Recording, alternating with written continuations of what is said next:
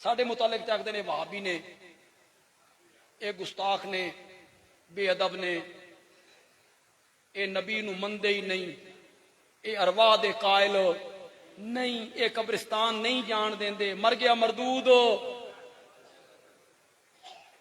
कहते हैं कि नहीं कहते, मर गया मरदूद।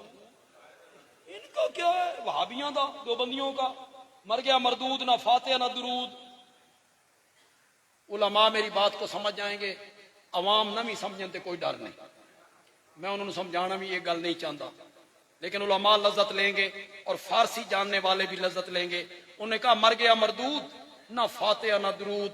मैंने जवाब में कहा मर गया मरदूद, आज फातिहा चे सूद। मर गया मरदूद, आज फातिहा चे सूद। तो उनके नजरिया ये है कि ये ईसाले सवाब के कायल नहीं है। हमारे घर के नीचे ना एक होटल वाला रहता था, गामा होटल वाला, गामा, उसकी दही दूध की दुकान थी। मैं बिल्कुल बच्चा था, अभी प्राइमरी में पढ़ता था।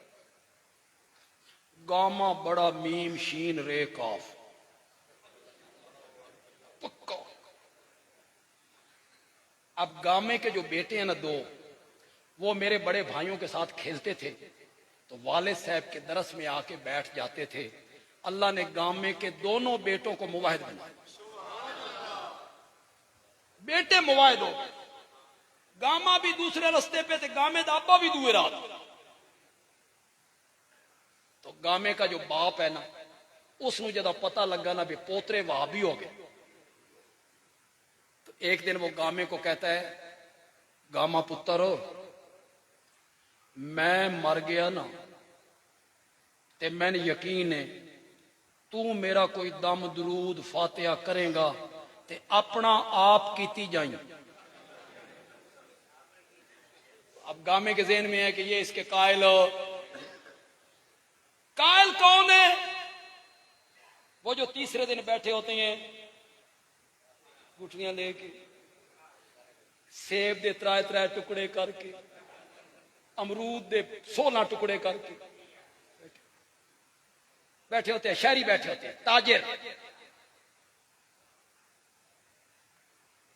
शाहपुर के किसी ताजिर को मैं कहूं मैंने ज़कात देनी है, तू ले ले, खुदा दी कसम मेरे गाटे लग जाएगा।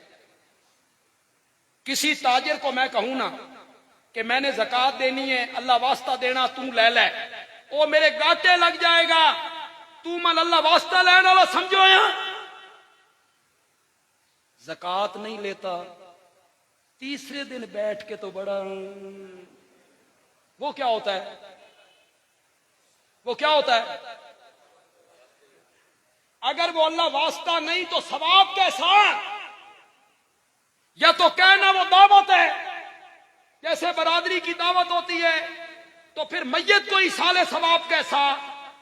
और अगर इसाले सवाब है तो फिर अमीर तो उसको खा, अमीरां दा सेल्समैन भी नहीं खा सकता, अमीरां दा नौकर भी नहीं खा सकता, वहां बैठ के तो फिर चने भी। और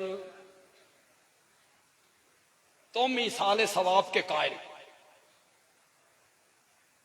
तालिब इल्म लाए हैं जी हम, ये तालिब इल्म खत्म पढ़ेंगे जी, मेरी मां को सवाब पहुंचेगा। वाह, तालिब इल्म कुरान पढ़ेंगे, वाह। सारे तालिब इल्म गुजारी है ਜਿਹੜੇ बैठे, इन्हों के चेहरे वेख रहे हो तुम, इन्हों चंगी तरह पता भी तालिब इल्म किंज पढ़ते, इनको पता है सब।